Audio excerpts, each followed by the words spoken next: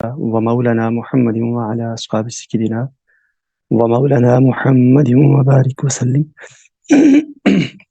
رب اشرح لي صدري ويسر لي أمري واحلل عقدة من لساني يفقهوا قولي. رب يسر ولا تعسر وتمم بالخير. اللهم أعنا على ذكرك وشكرك وحسن عبادتك. ڈاکٹر علامہ محمد اقبال علیہ رحمہ کے دینی افکار و نظریات کے حوالے سے ہمارا یہ سبجیکٹ ہے. جیسا کہ آپ سب جانتے ہیں کہ علامہ محمد اقبال کا شمار عالم اسلام کے ان چند سرکردہ افراد اور رہنماؤں میں ہوتا ہے کہ جن کے تذکرے کے بغیر اسلامی فکر کی تشکیل و تعمیر کی تاریخ ادھوری اور تشنہ رہ جاتی ہے. اگرچہ اپنے زمانے کے اعتبار سے آپ ہمارے زمانے سے زیادہ قریب ہیں، اس سے پہلے 20 شخصیات تاریخ اسلام میں گزر چکی ہیں، لیکن نسبتاً آخری زمانے کا فرد ہونے کے باوجود بھی آپ نے فکر اسلامی میں اتنا خاطر خواہ کنٹریبیوٹ کیا ہے کہ آپ سے صرف نظر کرنا علوم اسلامیہ کے کسی بھی طالب علم کے لیے مشکل ہے. السلام علیکم. جی وعلیکم السلام. کیا سر جی ٹھیک ہیں؟ جی اللہ کا کرم الحمدللہ. سر جی معذرت ہے، پچھلی بار وہ میں نہیں کلاس آپ کی لے سکا اور نہ کوئی وہ درس کا ملا ہے، تو اس کے بارے سے تھوڑا سا اگر شفقت فرما دیں، کچھ خاکہ بتا دیں تو اگر آسانی ہو. جی ٹھیک ہے انشاءاللہ. ٹھیک ہے. تو ڈاکٹر علامہ محمد اقبال علیہ رحمہ 9 نومبر 1877 کو سیالکوٹ میں پیدا ہوئے. آپ کا شمار 20ویں صدی کے ممتاز اسلامی اسکالرز میں ہوتا ہے. بنیادی تعارف آپ کا ایک فلاسفر اور شاعر کی حیثیت سے ہے. کتب کثیرہ کے آپ مصنف ہیں. پیشہ کے اعتبار سے آپ وکیل تھے اور قانون کی اعلیٰ تعلیم آپ نے حاصل کی ہوئی تھی. قانون کی تفہیم کے اعتبار سے آپ کو ملکہ حاصل تھا. اس اعتبار سے آپ کو قانون دان بھی شمار کیا جاتا ہے. نظریہ پاکستان کی آپ نے تشکیل کی.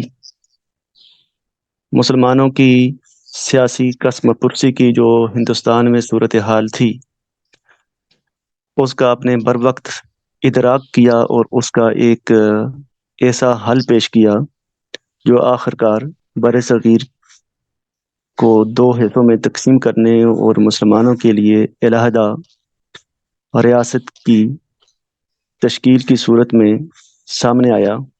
اس اعتبار سے آپ کو سیاستدان بھی کہا جاتا ہے. تحریک پاکستان کے رہنماؤں میں آپ صف اول کے قائدین میں سے تھے. یہ الگ بات کہ آپ اپنی زندگی میں اپنی جدوجہد کا ثمر دیکھ نہیں سکے اور پاکستان آپ کے وصال اور وفات کے بعد معرض وجود میں آیا. پاکستان کے 2 بڑے قومی رہنماؤں میں سے آپ ایک ہیں. عموماً ہم آپ کی اردو شاعری سے متعارف ہیں، لیکن جو آپ کی فارسی شاعری ہے وہ شاید اردو شاعری سے زیادہ ہے. جس طرح اردو میں آپ کی شاعری کا مجموعہ ہے کلیات اقبال، اسی طرح فارسی میں بھی کلیات اقبال فارسی ہے.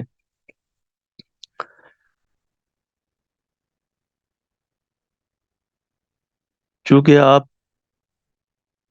ایک نرے شاعر نہیں تھے بلکہ علوم اسلامیہ پہ گہری دسترس رکھتے تھے، اور پھر اسلام کے روحانی نظام کے حوالے سے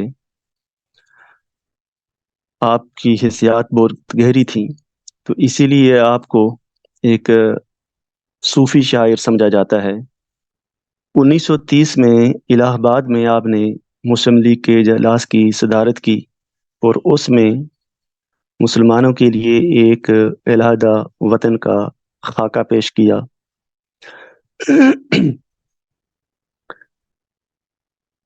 اسی کو نظریہ پاکستان بھی کہا جاتا ہے، اور بعد میں نظریہ پاکستان کی تشکیل کا جو سہرا ہے وہ علامہ محمد اقبال علیہ رحمہ کی اسی خطبے کی بنیاد پر آپ کے سر باندھا جاتا ہے۔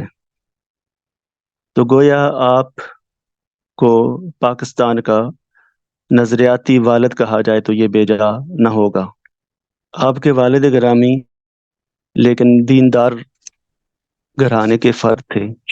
اسلام کو انہوں نے اپنی شخصی زندگی میں مکمل طور پہ اپنایا ہوا تھا۔ کوئی مولوی نہیں تھے، صوفی نہیں تھے، پیر نہیں تھے، بہت بڑے عالم نہیں تھے، ایک عام سادہ انسان تھے۔ نسلاً کشمیری تھے، اور آپ کی چند نسلیں پہلے تک کشمیری برہمن تھے۔ اورنگزیب عالمگیر کے زمانے میں آپ کے آباء و اجداد میں سے کسی نے اسلام قبول کیا، اور پھر 18ویں صدی کے آخر میں یا 19ویں صدی کے شروع میں آپ کے دادا پردادا کشمیر سے ہجرت کر کے سیالکوٹ آ گئے۔ 18ویں صدی کا آخر کیا ہوگا؟ 1780 1790 یا اس طرح۔ اور 19ویں صدی کا اوائل کا مطلب ہے کہ 1805 10 15 اس طرح۔ تو سیالکوٹ میں جہاں آپ نے رہائش اختیار کی اسے محلہ کھیتیاں کہا جاتا ہے۔ یہ آپ کے دا شیخ محمد رفیق جنہوں نے وہاں سے ہجرت کی تھی، اور یہاں آ کے آپ نے اپنا موروثی کاروبار یہاں بھی شروع کیا۔ لوئیاں اور دھسے یہ کشمیری ہینڈی کرافٹس ہیں، جس طرح یہ کھڈی پہ کپڑا بنا جاتا ہے، اس طرح بھیڑوں کی اون کاٹ کے اسے صاف کر کے چادریں بنائی جاتی ہیں، اسے لوئی کہا جاتا ہے۔ تو وہ کاروبار شروع کیا شیخ محمد رفیق آپ کے دادا نے۔ آپ کے والد شیخ نور محمد بھی اسی کاروبار سے وابستہ رہے۔ علامہ اقبال اور ان کے چھوٹے بھائی شیخ غلام محمد یہیں سیالکوٹ میں پیدا ہوئے، پلے بڑھے، اور یہیں سے انہوں نے ابتدائی تعلیم حاصل کی۔ چونکہ آپ کے والد گرامی کا رجحان دین کی طرف تھا، دین کے ساتھ آپ کا تعلق بڑا مضبوط تھا، تو سیالکوٹ کے چھوٹے بھائی کا کیا نام بتایا ہے جی کیا پوچھا آپ کی آواز کٹ رہی، آواز آپ کی چھوٹے کٹ رہی بھائی کا کیا نام بتایا علامہ اقبال کی؟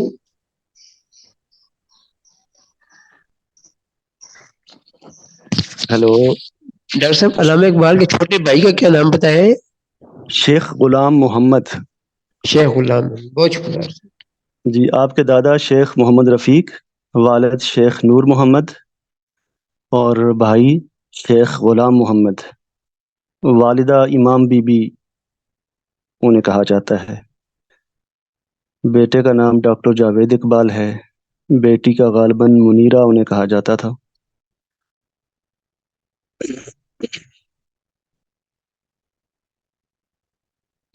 تو چونکہ آپ کے والد گرامی کا مقامی علماء کے ساتھ تعلق واسطہ تھا، دین کے ساتھ آپ کی محبت تھی، رغبت تھی، تو اس وجہ سے تمام مقامی علماء سے ان کے دوستانہ مراسم تھے۔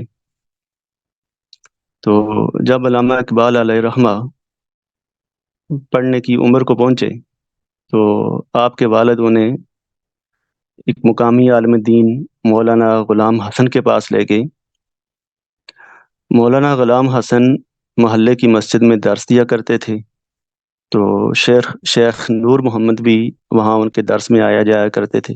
اس وجہ سے ان کے انداز درس و تدریس سے تربیت دینا مناسب سمجھا۔ تو مولانا غلام حسن آپ کے پہلے استاد مقرر ہوئے، جن سے انہوں نے قرآن کریم کی ان کا وہاں سے کسی وقت گزر ہوا، وہاں وہ درس میں تشریف لائے تو علامہ پہ ان کی نظر پڑی، اس جوہر قابل کو وہ پہچان گئے۔ انہیں علامہ کی شکل و صورت میں آنے والے وقت کا ایک عظیم رہنما نظر آیا، تو انہوں نے پوچھا کہ یہ بچہ کس کا ہے؟ تو مولانا غلام حسن نے بتایا کہ یہ شیخ نور محمد کا بیٹا ہے۔ وہ وہاں سے اٹھے اور شیخ نور محمد کی دکان کی طرف چل پڑے، وہاں جا کے ان سے گفتگو کی اور کہا کہ اپنے بیٹے کو ایک مدرسے تک محدود نہ رکھیں، مجھے اس کی جبین سعادت میں ایک عظیم انسان تشکیل پاتا ہوا نظر آ رہا ہے، آپ اسے جدید تعلیم بھی دیں اور اگر آپ مناسب سمجھیں تو اسے میرے حوالے کر دیں۔ تو کچھ دن تک تو شیخ نور محمد پس و پیش سے لیت و لال سے کام لیتے رہے، مگر چونکہ مولانا میر حسن اس جوہر کابل کو پہچان چکے تھے تو ان کا اصرار بڑھتا گیا۔ چنانچہ آپ کے والد گرامی نے ہتھیار ڈال دیے اور آپ کو شیخ مولانا میر حسن کے حوالے کر دیا۔ مولانا میر حسن ایک نہایت ہی زبردست شخصیت تھے، اردو، فارسی، پنجابی ادبیات کے ماہر تھے، علوم اسلامیہ میں معقولات و منقولات کے جید عالم تھے۔ اس کے ساتھ ساتھ جدید علوم پر بھی آپ کی دسترس تھی اور مختلف زبانوں کے آپ کو ہزاروں اشعار ازبر تھے، ہزاروں کتابیں آپ نے پڑھ رکھی تھیں اور انداز تدریس اس قدر عمدہ، عام فہم اور زود اثر تھا کہ جو بھی آپ سے پڑھتے تھے آپ کا علم ان طلباء میں منتقل ہونا آسان ہو جاتا تھا۔ کچھ عرصے بعد مولانا سید میر حسن نے ایک مشنری سکول تھا، اسکاچ مشن سکول، وہاں بھی پڑھانا شروع کر دیا، تو علامہ اقبال کو بھی ساتھ وہیں پہ داخل کروا دیا۔ یوں آپ کی دینی تعلیم کے ساتھ ساتھ سکول کی تعلیم کا سلسلہ بھی شروع ہو گیا۔ ایک طرف سکول کی تعلیم جاری تھی، دوسری طرف سکول کے بعد واپس آ کے مولانا نے آپ کی تعلیم کا وہ سلسلہ جو پہلے سے شروع کیا تھا اس کو جاری رکھا۔ چونکہ آپ حافظ قرآن بھی تھے اور قرآن کے ایک عاشق بھی تھے، آپ کے شاگرد آپ کو شاہ صاحب کے نام سے یاد کرتے تھے۔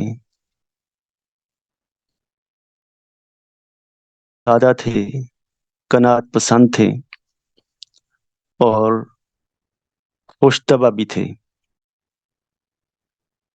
روزانہ کا آپ کا معمول تھا کہ نماز فجر کے بعد قبرستان جاتے، عزیزوں، دوستوں، رشتہ داروں کی قبروں پہ فاتحہ پڑھتے، وہاں سے فارغ ہوتے تو شاگردوں کو اپنا منتظر پاتے، وہیں قبرستان میں شاگرد آپ کے پیچھے پہنچے ہوئے ہوتے تھے۔ وہاں سے واپس اپنی درسگاہ تک آتے آتے کئی طلبہ سے راستے میں ہی سبق سن لیتے تھے اور کئی طلبہ کو راستے میں ہی اگلا سبق پڑھا دیتے تھے۔ وہاں پہنچ کے پھر سکول چل پڑتے۔ شاگرد بھی آپ کے ایسے تھے جو وہیں پہ آپ نے سکول میں داخل کروائے ہوئے تھے، دن بھر سکول کی کتابیں پڑھاتے، شام کو گھر آتے، تو گھر آنے کے بعد پھر ان شاگردوں کو دینی علوم کی تدریس کا سلسلہ آپ کا جاری رہتا۔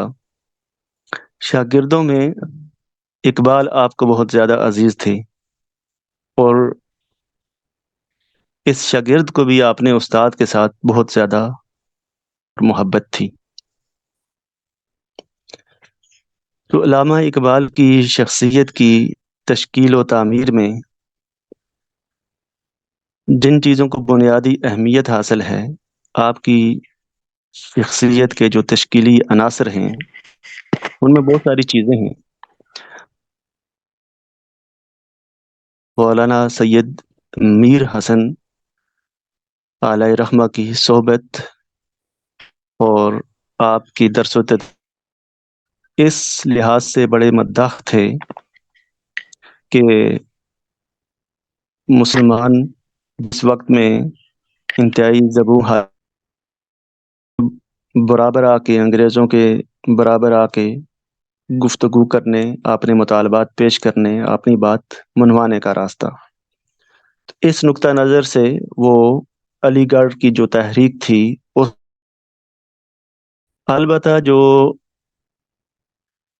سر سید کے دینی خیالات تھے اور انہوں نے دین کی جو تعبیرات کی تھیں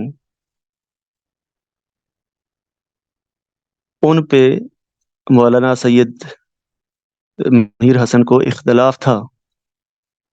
تو استاد چونکہ علی گڑھ تحریک قائل تھے، اس وجہ سے علامہ اقبال علیہ رحمہ کو بھی سر سید سے ایک طرح کا انس پیدا ہوا، لیکن ان کے دینی افکار کو علامہ نے کبھی تسلیم نہیں کیا، تو یہ اختلاف ان کا آخر تک قائم رہا۔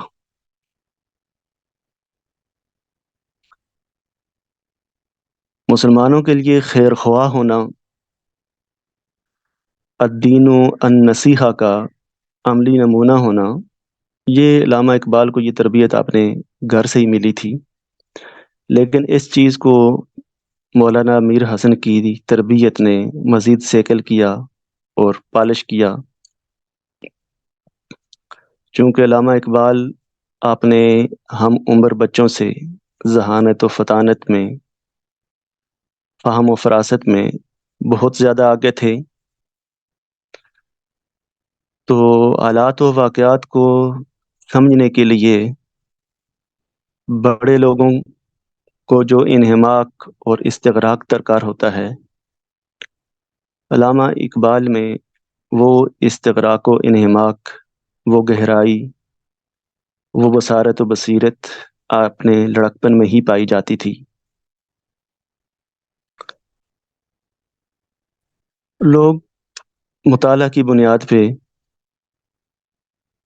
تعلیم کی بنیاد پہ آگے بڑھتے ہیں، تو بنیادی طور پہ دو راستے ہوتے ہیں، یا تو وہ کتابی کیڑے ہوتے ہیں کہ پڑھتے بہت زیادہ ہیں، اور ایک وقت ایسا آتا ہے کہ علوم آپ نے اسرار و رموز ان پہ کھولتے چلے جاتے ہیں، اور دوسرا یہ ہوتا ہے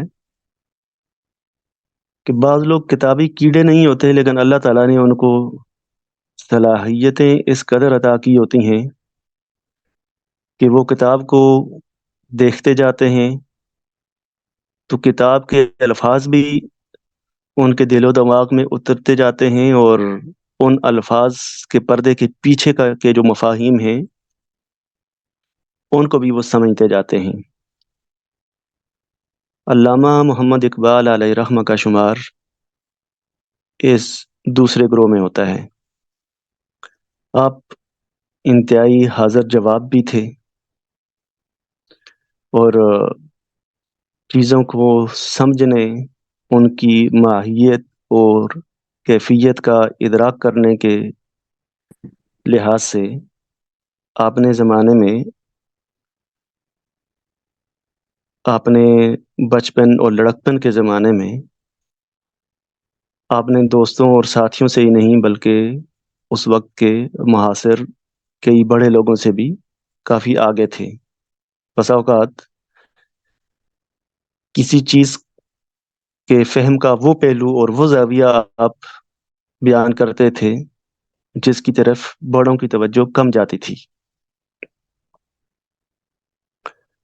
تو اس کے پیچھے جہاں اللہ تعالیٰ کی خدا داد صلاحیتیں ہیں، وہاں رب کریم کا یہ انتظام بھی ہے کہ ایک طرف اللہ تعالیٰ نے آپ کو والدین عطا فرمائے جو دین کے ساتھ انتہائی مخلص تھے، سادہ منش تھے اور عقل حلال کے لیے تگ و دو کرنے والے تھے۔ دوسری طرف استاد ایسے عطا فرمائے جو عقلی و نقلی اور قدیم و جدید علوم کے ماہر تھے اور دین کا بھی درد رکھنے والے تھے اور آپ نے طلبہ کے لیے بھی انتہائی درد مند تھے۔ اقبال کی تشکیل کے حوالے سے آپ کے والدین اور استاد گرامی دونوں کا ہدف ایک ہی تھا۔ دونوں نے مل کر اقبال کی شخصیت کو نکھارنے میں نہایت اہم کردار ادا کیا۔ یہ وہ زمانہ نہیں تھا جو آج کا زمانہ ہے کہ اگر کہیں ٹیچر اسٹوڈنٹ کو کسی چیز پہ ڈانٹ دے تو والدین دوسرے دن اور بس اوقات اسی دن آستینیں چڑھا کے اسکول پہنچ جاتے ہیں اور اس کے پیچھے جو سوچ کار فرما ہوتی ہے وہ یہ ہوتی ہے کہ ہم فیس دیتے ہیں، کیونکہ ہم فیس دیتے ہیں تو پھر اس استاد کی جرت کیا ہے کہ ہمارے بچے کو کچھ کہے بھی۔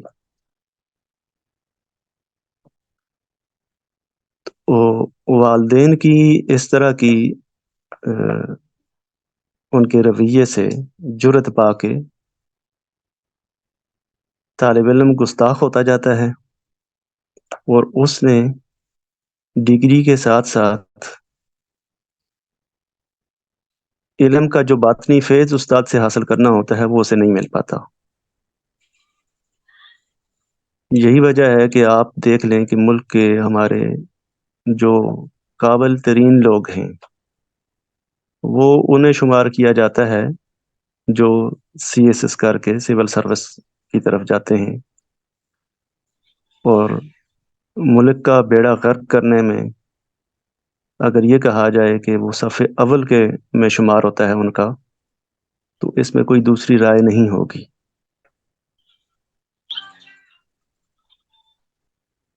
ظاہر ہے یہ حکم سب پہ نہیں لگ سکتا، لیکن اکثریت کا حال یہی ہے۔ مطمع نظر چونکہ ڈگری ہے، عہدہ ہے، سیٹ ہے، پیسہ ہے، حکمرانی ہے اور اس طرح کی دیگر کئی ناآسودہ خواہشات ہیں۔ تعلیم کے ساتھ تربیت، انسانی ہمدردی، دین کی محبت، معاشرے کے پسماندہ اور غریب لوگوں کے ساتھ ان کی ہم نوائی، ان کی دستگیری، چونکہ یہ چیزیں پیش نظر نہیں ہوتی تو ہم اپنے اس طبقے کے رویوں میں جس چیز کو اکثر ملاحظہ کرتے ہیں اسے آسان الفاظ میں فرعونیت ہی کہا جاتا ہے۔ بہت کم ہوتا ہے کہ ہم دیکھتے ہیں کہ کوئی شخص اخلاقی اعتبار سے بھی نرم گو ہے، نرم مزاج ہے، اپنی سیٹ کے تقاضوں کا ادراک کرنے والا ہے، سائلین کو ہمدردی کے ساتھ وقت دیتا ہے۔ ایسی چیزیں موجود ضرور ہیں لیکن بہت کم ہیں۔ اس کی بڑی وجہ یہی ہے کہ ہمارے تعلیمی اداروں میں جو تربیت کا پہلو ہے وہ بہت پیچھے چلا گیا ہے۔ تعلیم اور تعلیم سے مراد اچھے نمبروں میں ڈگری کا حصول، اس کو فوقیت حاصل ہے۔ تو علامہ محمد اقبال علیہ رحمہ وہ خوش نصیب انسان تھے کہ جنہیں اس طرح کے ماحول کی کوئی ہوا نہیں لگی۔ آپ کی ولادت سے بہت پہلے کی بات ہے کہ آپ کے والد نے ایک خواب دیکھا۔ وہ بیان کرتے ہیں کہ میں دیکھتا ہوں کہ ایک چٹیل میدان ہے جہاں کوئی درخت نہیں ہے، گویا کہ ایک صحرا ہے، اور ایک سفید کبوتر فضا میں چکر لگا رہا ہے۔ کبھی نیچے آتا ہے کہ یوں لگتا ہے کہ ابھی زمین پہ آ جائے گا، اور کبھی ایسی اونچائی پکڑتا ہے کہ جس طرح آسمان پہ تارے بہت دور نظر آتے ہیں اس طرح بہت دور چلا جاتا ہے۔ بہت سارے لوگ جب وہ نیچے آتا ہے تو ہاتھ اٹھا اٹھا کر اس کو پکڑنے کی کوشش کرتے ہیں۔ اس میں کشش اس قدر ہے کہ سبھی اس کے دیوانے ہو رہے ہوتے ہیں، مگر وہ کسی کے ہاتھ نہیں آتا۔ تو جب کچھ وقت گزرتا ہے تو اچانک وہ کبوتر غوطہ لگاتا ہے اور میری جولی میں آ کے گر جاتا ہے۔ جب وہ میری جولی میں گرتا ہے تو میں نظر اٹھاتا ہوں، اس کو دیکھتا ہوں، اوپر دیکھتا ہوں، تو اس کبوتر سے لے کر آسمان تک مختلف رنگوں کی ایک کوسے قزح بن جاتی ہے۔ اس کے بعد ان کی آنکھ کھل جاتی ہے۔ جب وہ اپنے خواب سے بیدار ہوتے ہیں تو قدرت کی طرف سے ان کا دل اس یقین سے بھر جاتا ہے کہ اللہ رب العزت ان کو ایک ایسا فرزند عطا فرمائے گا جو مسلمانوں کی خدمت کے اعتبار سے اور دین اسلام کی خدمت کے اعتبار سے ایک بڑا نام ہوگا۔ بعد ازاں اللہ رب العزت نے علامہ محمد اقبال علیہ رحمہ کی صورت میں اس خواب کی تعبیر شیخ نور محمد کو عطا فرمائی۔ 6 مئی 1893 کو علامہ محمد اقبال نے میٹرک کا امتحان پاس کیا۔ 1895 میں انہوں نے ایف اے کیا، اور اس کے بعد مزید تعلیم کے لیے آپ لاہور آ گئے۔ یہاں آپ نے گورنمنٹ کالج، جو آج کل گورنمنٹ کالج یونیورسٹی کے نام سے معروف ہے، وہاں سے بی اے کیا اور یہیں ہاسٹل میں رہائش اختیار کی۔ بی اے میں آپ نے اپنے لیے انگریزی، فلسفہ اور عربی کے مضامین منتخب کیے۔ تو انگریزی اور فلسفہ تو آپ یہیں گورنمنٹ کالج میں پڑھتے رہے، اور عربی پڑھنے کے لیے قریبی وہاں پنجاب یونیورسٹی کا ایک ادارہ ہے اورینٹل کالج، وہاں جاتے، اور وہاں مولانا فیض الحسن سہارن پوری جیسے بے مثال اساتذہ آپ کو میسر آئے، ان سے آپ نے عربی زبان و ادب کی تعلیم حاصل کی۔ یہ جو اورینٹل کالج تھا اس وقت یہ ایک خود مختار اور آزاد ادارہ تھا۔ آپ نے 1898 میں گریجویشن کی اور اس کے بعد ایم اے فلسفہ میں داخلہ لیا، اور ایم اے فلسفہ میں پروفیسر ٹی ڈبلیو آرنلڈ کے ساتھ آپ کو تعلق تلمس میسر آیا۔ فلسفہ کی تفہیم کے اعتبار سے علامہ اقبال کی صلاحیتوں کو نکھارنے میں اس شخص کا بڑا کردار ہے۔ مارچ 1899 میں آپ نے ایم اے کا امتحان دیا، اور ایم اے فلسفہ میں پنجاب بھر میں آپ اول آئے۔ زبانہ طالب علمی سے ہی آپ کی شعر و شاعری کا سلسلہ تو چل رہا تھا، مگر آپ مشاعروں میں نہیں جاتے تھے۔ نومبر 1899 کی ایک شام کو آپ کے کچھ بے تکلف دوست جو آپ کے ہم جماعت بھی تھے، وہ انہیں حکیم امین الدین کے مقام پر منعقدہ ایک محفل مشاعرہ میں زبردستی کھینچ کے لے گئے، جہاں بڑے بڑے سکہ بند اساتذہ اپنا شعری کلام پیش کرنے کے لیے موجود تھے، اور انہیں سننے والوں کا بھی ایک ہجوم تھا۔ تو اقبال چونکہ شعراء کی اس محفل و مجلس میں بالکل نووارد تھے، تو جب شعر کہنے کا دور شروع ہوا تو پہلے نو آموز مبتدی شعراء کو بلایا گیا، تو اقبال کو اب نام بھی انہی میں پکارا گیا۔ علامہ نے اس موقع پر جو کلام پیش کیا اس کا شعر ہے: موتی سمجھ کے شان کریمی نے چن لیے، قطرے جو تھے میرے عرق انفعال کے۔ یہ شعر سن کر اس موقع پہ موجود بڑے بڑے اساتذہ شعراء اگوشت بدنداں رہ گئے اور بے اختیار آپ کو داد لینے لگے۔ یہیں سے اقبال کی بحیثیت شاعر آپ کے تعارف کا آغاز ہوتا ہے، اور پھر آپ کو اصرار کر کے مشاعروں میں بلایا جانے لگا۔ اس زمانے میں انجمن حمایت اسلام جو کہ یتیم بچوں کی تعلیم و تربیت کا ایک ادارہ ہے، اب بھی قائم ہے لاہور میں، یتیم خانہ چوک کے پاس۔ تو وہاں منعقد ہونے والی علمی نشستوں میں اور مشاعروں میں آپ جایا کرتے تھے۔ ایک تعلق اس ادارے کے ساتھ آپ کا قائم ہوا جو مرتے دم تک برقرار رہا۔ تو قومی اور رفاعی نوعیت کے جو اجلاس اور جلسے یہاں منعقد ہوتے، اس میں علامہ اقبال اپنا کلام سناتے اور سامعین میں ایک تمہ باندھ دیتے۔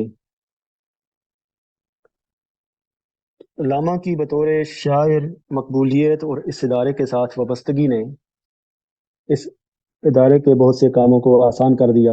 لوگوں نے بڑھ چڑھ کے ان محافل میں شرکت شروع کی اور ادارے کے ساتھ تعاون شروع کر دیا۔ یوں انجمن حمایت اسلام کی اڑان میں، اس کی مضبوطی میں علامہ کا بہت بڑا کردار ہے۔ ساتھ ساتھ علامہ کا تعلیمی سفر بھی جاری رہا۔ ایم اے کی تکمیل کے بعد اسی سال یعنی 1999 میں آپ اورینٹل کالج میں عربی ریڈر کے طور پہ آپ نے ایک چھوٹی ملازمت اختیار کر لی، اور کچھ عرصہ بعد آپ کو پروفیسر آرنلڈ جو فلسفہ میں آپ کے استاد تھے اور کالج کے پرنسپل تھے، قائم مقام پرنسپل تھے، سوری،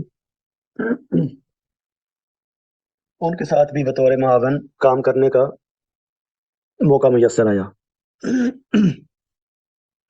یہاں عربک ریڈر کے طور پر علامہ محمد اقبال علیہ رحمہ نے تقریباً 4 سال کام کیا، البتہ درمیان میں کسی ضرورت کے تحت آپ نے 6 مہینے کی یہاں سے رخصت لی، اور ان 6 مہینوں میں آپ نے دوسرے مادری علمی گورنمنٹ کالج، جو آج کل گورنمنٹ کالج یونیورسٹی ہے لاہور میں، انگریزی پڑھاتے رہے۔ بعد ازاں آپ اپنی اعلیٰ تعلیم کینیڈا یا امریکہ جانا چاہتے تھے، لیکن آپ نے استاد پروفیسر آرنلڈ کے کہنے پر آپ نے برطانیہ اور جرمنی کا انتخاب کیا۔ 1903 میں علامہ محمد اقبال نے بحیثیت اسسٹنٹ پروفیسر گورنمنٹ کالج میں ملازمت شروع کی، انگریزی کے شعبہ میں۔ کچھ عرصہ اس شعبہ سے وابستہ رہے، بعد میں یہاں سے فلسفہ کے شعبہ میں چلے گئے، اور 1 اکتوبر 1905 کو آپ نے مزید تعلیم کے لیے برطانیہ اور یورپ جانے کے لیے آپ نے 3 سال کے لیے یہاں سے چھٹی لے لی۔ 25 دسمبر 1905 کو علامہ اقبال علیہ رحمہ مزید اعلیٰ تعلیم کے لیے برطانیہ چلے گئے، اور وہاں کیمبرج یونیورسٹی میں آپ نے داخلہ لیا۔ وہاں آپ ریسرچ اسکالر کی حیثیت سے گئے تھے۔ تو اس دور میں جو ریسرچ اسکالرس تھے ان کے لیے دیگر طلباء کی طرح ہاسٹل میں رہنے کی پابندی نہیں تھی، چنانچہ آپ نے اس آزادی کا فائدہ اٹھاتے ہوئے آپ نے قیام کا بندوبست کالج سے باہر کیا۔ یہاں آئے ہوئے آپ کو کچھ ہی عرصہ گزرا تھا، کوئی 1-2 مہینے کے، آپ نے اس دوران لنکنس ان میں بیرسٹری کے لیے داخلہ لے لیا، اور ساتھ ساتھ آپ نے وہاں سے LLB اور بیرسٹری کی۔ یہاں اپنی تعلیم کی تکمیل کے بعد آپ جرمنی چلے گئے۔ جرمنی سے آپ نے فلسفہ میں PhD کی ڈگری حاصل کی۔ بہت شکریہ۔ انگلینڈ میں آپ نے فلسفہ کے ساتھ ساتھ LLB بھی کیا، بیرسٹری کی لنکنس ان سے۔ چونکہ آپ کے استاد آرنلڈ جو ہیں وہ بھی واپس انگلستان چلے گئے تھے، اور وہ واپس جا کر لندن یونیورسٹی میں عربی پڑھاتے تھے، اورینٹلسٹ تھے یہ، مستشرق جو علوم اسلامیہ کے ماہرین ہوتے ہیں۔ تو اس دوران علامہ محمد اقبال اپنے اس استاد سے بڑی باقاعدگی سے جا کے ملا کرتے تھے، اور مختلف معاملات میں اپنی تعلیمی سفر کے حوالے سے ان سے مشاورت کیا کرتے تھے۔ تو ان کے استاد نے ہی انہیں مشورہ دیا تھا کہ وہ PhD کے لیے جرمنی چلے جائیں۔ وہیں سے آپ نے PhD کے لیے جرمنی میں رجسٹریشن کروائی۔ پہلے آپ نے یہاں کیمبرج سے اپنی ڈگری کی تکمیل کے بعد، کیمبرج سے آپ نے کیا کیا تھا؟ کیمبرج میں آپ نے جا کے، یہاں تو آپ نے MA فلسفہ کیا ہوا تھا نا، وہاں جا کے آپ نے دوبارہ سے BA کیا تھا کیمبرج سے۔ تو 1907 میں جب آپ کی کیمبرج میں گریجویشن مکمل ہوئی تو وہاں سے آپ ہائیڈلبرگ گئے تاکہ جرمن زبان سیکھ سکیں۔ تو اس دور میں یہ پاکستان میں بھی رائج رہا ہے تقریباً 2001-2002 سے پہلے، کہ آپ اپنے لیے کسی موضوع کا انتخاب کرتے تھے، اس پہ کوئی تحقیقی مقالہ مرتب کرتے تھے، اور اس مقالہ کی بنیاد پر آپ کسی یونیورسٹی میں جا کے اپلائی کرتے تھے کہ یہ میرا تحقیقی کام ہے، اس کی بنیاد پر میں PhD کرنا چاہ رہا ہوں۔ تو وہاں جو تحقیقی مقالات کی جانچ پڑتال کے لیے یونیورسٹی کی کمیٹی ہوتی تھی، وہ آپ کے تحقیقی مقالہ کو دیکھتی تھی اور اس کی بنیاد پر فیصلہ کرتی تھی کہ آپ کو یونیورسٹی میں داخلہ دیا جائے یا نہ دیا جائے۔ تو عموماً چونکہ معیاری کام ہوتا تھا تو داخلہ مل جاتا تھا، اور ایک سپروائزر مقرر کر دیا جاتا تھا جو اس مقالے کی نوک پلک سنوارنے میں عام کردار ادا کرتا تھا، کچھ چیزوں کو اس سے حذف کرواتا تھا، کچھ چیزوں کا اضافہ کرواتا تھا، اور تدوین نو کے بعد پھر وہ مقالہ PhD کے لیے، PhD کی ڈگری کے لیے جمع کر دی۔ تو علامہ محمد اقبال علیہ رحمہ نے بھی ہائیڈلبرگ میں جب جرمن زبان سیکھنا شروع کی تو ساتھ ساتھ آپ نے تحقیقی مقالہ کے بارے میں انہوں نے زبانی امتحان کی تیاری بھی شروع کر دی، کہ آپ کو پورا یقین تھا کہ جو مقالہ میں تیار کر کے لے کے جا رہا ہوں یہ اس قابل ہے کہ یہ PhD کے لیے تسلیم کر لیا جائے گا، اور اس کا جو وائوا ہوگا، کیونکہ وائوا وہاں جرمنی زبان میں ہی ہوتا تھا، تو آپ نے ساتھ زبان بھی سیکھی اور آپ نے ممکنہ سوالات کے جوابات بھی اس زبان میں آپ نے تیار کیے۔ تو یہ سارا جو پروسیس ہے آپ کا 4 مہینے پہ مشتمل ہے۔ 4 مہینے کے اندر آپ نے زبان بھی سیکھ لی، آپ نے مقالہ کی تیاری بھی کر لی، اور آپ کا عنوان تھا ایران میں مابعد الطبیعیات کا ارتقاء۔ اس عنوان پہ آپ اپنا مقالہ وہاں پہ رجسٹریشن کروا کے پہلے ہی بھیج چکے تھے۔ زبانی امتحان کا مرحلہ چونکہ ابھی باقی تھا، تو یہ تیاری کرنے کے بعد آپ وہاں چلے گئے، اور وہاں آپ نے وائوا دیا، زبانی امتحان دیا، اور 4 نومبر 1907 کو یونیورسٹی نے آپ کو ڈائریکٹریٹ کی ڈگری سے نوازا۔ بعد ازاں یہی مقالہ 1908 میں لندن سے پہلی بار جب شائع ہوا تو آپ نے اس مقالے کا جو، کیونکہ یہ ایک فلسفہ کا موضوع تھا، انتصاب ہے وہ آپ نے اپنے فلسفہ کے استاد پروفیسر آرنلڈ کے نام کیا۔ تو جب آپ کو جرمنی سے ڈائریکٹریٹ کی ڈگری مل گئی تو آپ پھر واپس چلے گئے لندن، اور لندن میں چونکہ آپ نے کیمبرج سے جب BA کی تھی تو ساتھ ساتھ لنکنس ان سے آپ نے بیرسٹری میں نے داخلہ لیا تھا اس کی بھی تکمیل کی تھی، لیکن فائنل امتحان یہاں بھی باقی تھا. تو یہاں آ کے آپ نے فائنل امتحان کی تیاری شروع کی اور آخری امتحان دیا، جس کا جولائی 1908 کو نتیجہ آیا اور اس میں آپ کامیاب قرار دیے گئے. تو برسٹری کی تکمیل کے بعد پھر آپ انگلستان رکے نہیں ہیں، واپس آپ ہندوستان آ گئے. ظاہر اس وقت یہ علاقہ پاکستان نہیں تھا. تو جب آپ لندن میں مقیم تھے تو آپ نے وہاں پر مختلف موضوعات پر لیکچرز کا ایک سلسلہ بھی شروع کیا تھا، جس میں اسلامی تصوف اور مسلمانوں کا یورپی تہذیب و تمدن پہ جو مسلمانوں کے اثرات ہیں، پھر اسلام میں جمہوریت کا کیا تصور ہے، اور اسلام عقل انسانی کو کس طرح دیکھتا ہے، کیا اہمیت دیتا ہے. لیکن بدقسمتی یہ ہے کہ علامہ محمد اقبال علیہ رحمہ کے یہ لیکچرز ریکارڈ میں موجود نہیں ہیں. اس دوران آپ کو لندن یونیورسٹی میں اپنے استاد آرنلڈ کی جگہ چند مہینوں کے لیے پڑھانے کا موقع بھی میسر آیا.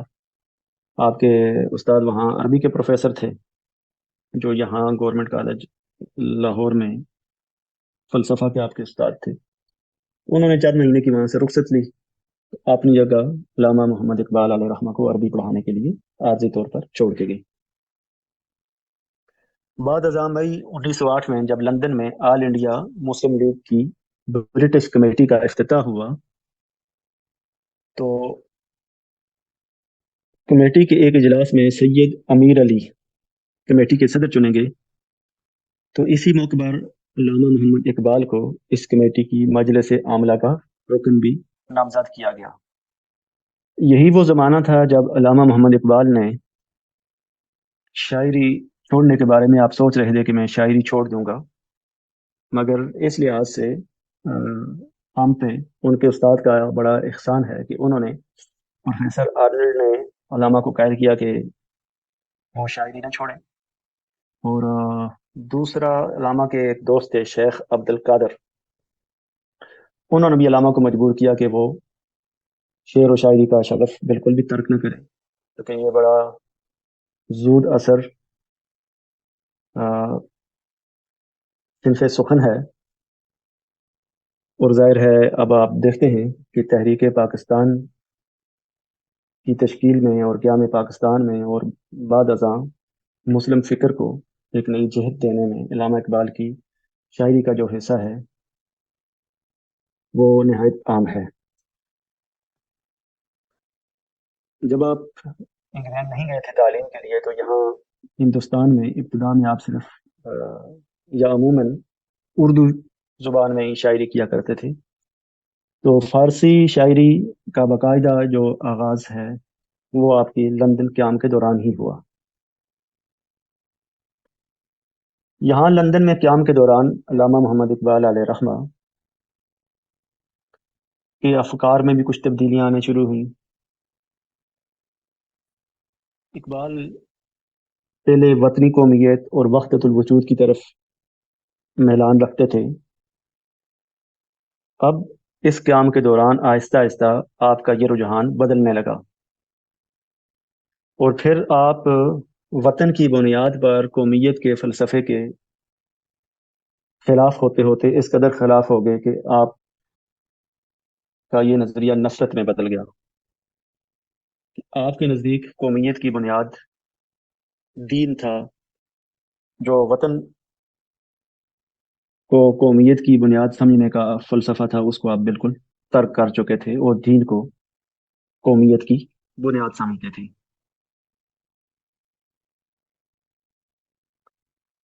مغرب میں قیام کے دوران جرمنی میں اور برطانیہ میں آپ نے مغربی تہذیب و تمدن کو بڑی گہرائی سے اس کا مشاہدہ کیا اور اس کے مختلف تصورات کا آپ نے کتابی طور پہ بھی مطالعہ کیا اور عملی طور پر بھی آپ کو دیکھنے کا موقع ملا.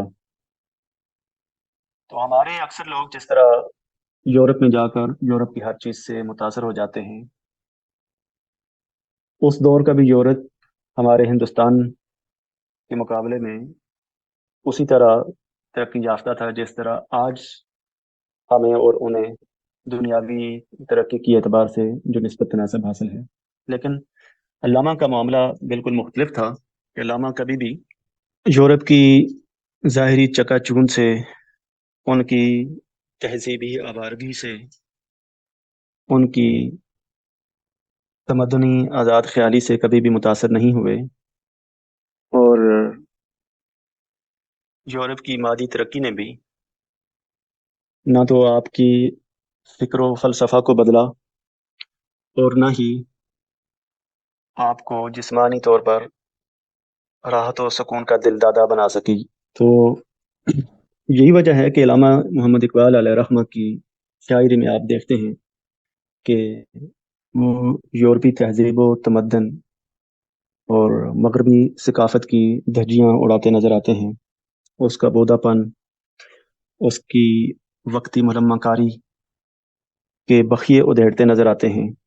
وہ کسی طور پر بھی ایک عرصہ وہاں گزارنے کے باوجود، وہاں کے اساتذہ سے تعلیم حاصل کرنے کے باوجود، نہ تو اس تہذیب و تمدن میں اپنے آپ کو ضم کر سکیں، اور نہ ہی آپ مرعوب ہوئے، اور نہ ہی ہمارے دوسرے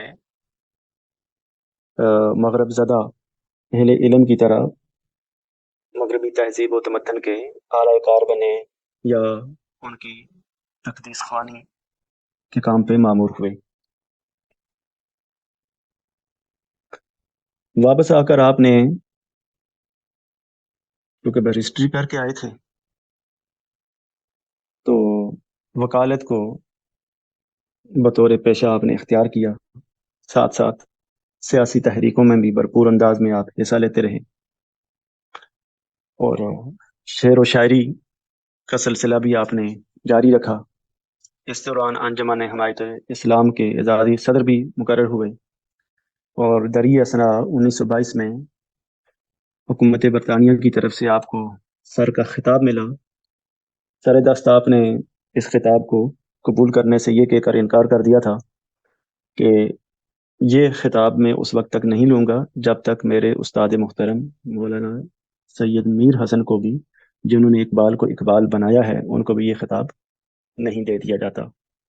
حکومت نے آپ کا یہ مطالبہ منظور کیا اور آپ کے استاد کو بھی سر کا خطاب دیا۔ اگست 1908 میں لاہور واپس آنے کے بعد اس وقت کی عدالت، جسے چیف کورٹ پنجاب کہا جاتا تھا، وہاں آپ نے وکالت شروع کی۔ تو وکالت کے پیشے میں ابھی کچھ ایام ہی گزرے تھے کہ MAO کالج علی گڑھ میں فلسفے اور گورنمنٹ کالج لاہور میں تاریخ کے پروفیسر کی حیثیت سے آپ کو خدمات پیش کرنے کے لیے پیشکشیں موصول ہوئیں، لیکن آپ نے دونوں اداروں کو انکار کرنا مناسب سمجھا، ان سے معذرت کر لی اور بطور وکالت اپنا کیریئر جاری رکھا۔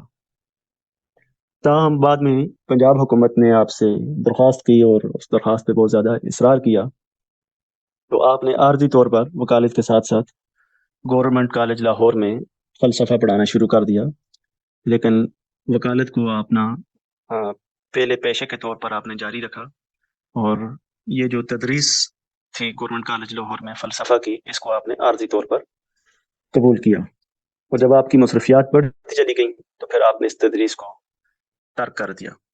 2 سال بعد 18 مارچ 1910 کو آپ حیدرآباد دکن گئے، اور وہاں آپ کے کچھ پرانے دوست تھے جن کے ساتھ آپ کی نشستیں ہوئیں۔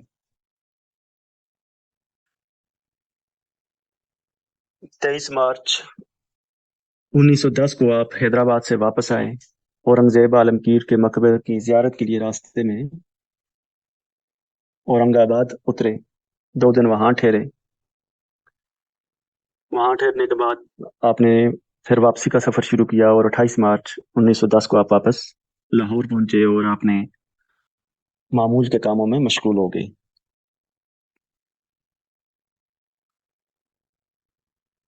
چونکہ آپ مختلف تنظیموں سے بھی وابستہ ہو گئے تھے، مشاعروں میں بھی جاتے تھے، وکالت بھی کرتے تھے، عارضی طور پر گورنمنٹ کالج کی تدریس بھی آپ نے اپنے ذمہ لی ہوئی تھی.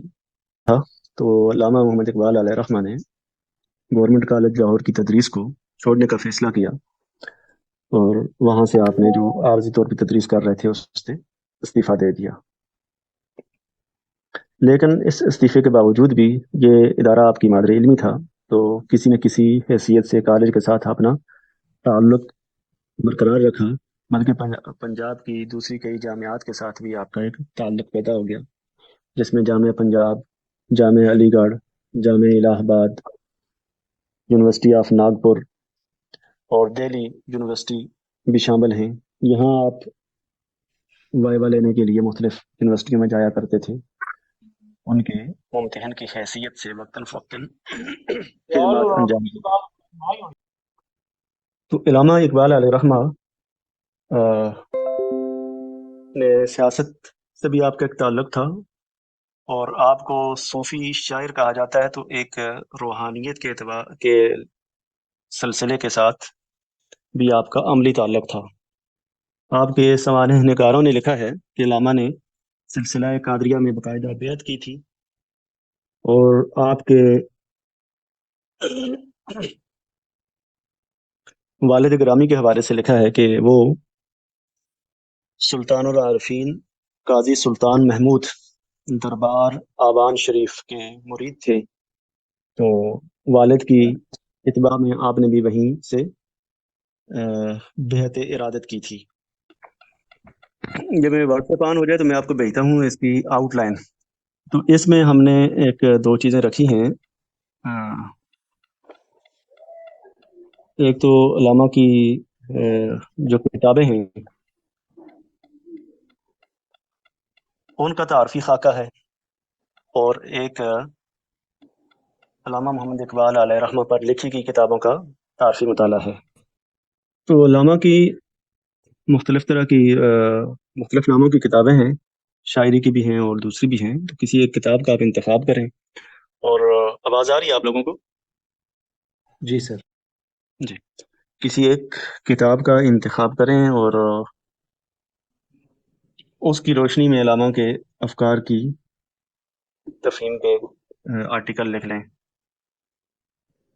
جو آپ انتخاب کریں گے وہ آپ ڈسکس کریں گے جو انفرادی طور پہ، کیونکہ آپ کا جو فارسی کلام ہے اس میں اسرار خودی ہے، رموز بے خودی ہے، پیام مشرق ہے، زبور عجم ہے، جوید نامہ ہے، مسافر ہے. پس چے باید کرد اے اقوام شرق. پھر نثر میں آپ کی علم الاقتصاد کے نام سے کتاب ہے. آپ کے 7 خطبات ہیں وہ بھی طبع شدہ ہیں. Reconstruction of thoughts in Islam, religious thoughts in Islam. Urdu شاعری میں بانگ درا ہے، بال جبریل، ضرب کلیم، اور پھر ارمغان حجاز ہے جو اردو اور فارسی دونوں طرح کی شاعری اس میں پائی جاتی ہے. تو یہ آپ ضرور پیش نظر رکھیں کہ یہ قابل اشاعت تحقیقی آرٹیکل ہونا چاہیے. کتابوں کو آپ دیکھ لیں. اگر کوئی ساتھی کوئی دوست یہ سمجھتا ہے کہ اس کی گرپ نہیں ہے اس کتاب پہ آرٹیکل لکھنے کی، تو وہ بالکل انتخاب نہ کرے، اس کے لیے موضوعات اور بہت ہیں.